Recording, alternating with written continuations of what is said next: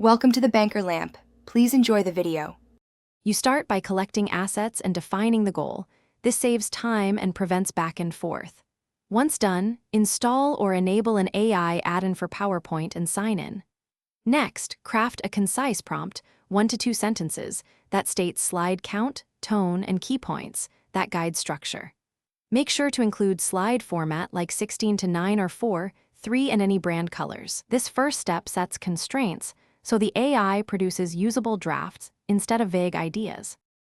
You feed the prompt and review the generated outline immediately, rejecting or approving slides one by one to keep control.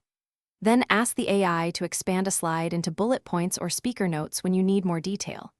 Once content is stable, refine visuals. Swap generic images for brand assets, trim text for clarity, and set hierarchy with font size and spacing. Make sure to run a consistency pass, asking the AI to align style, tone, and data labels across every slide. You finalize by adding concise speaker notes and running a rehearsal to gauge pacing and slide timing. Once satisfied, export to the desired format, PDF for handouts, MP4 for playback, and confirm embedded media play correctly. If fonts or layouts shift, make sure to embed fonts or flatten complex elements as images.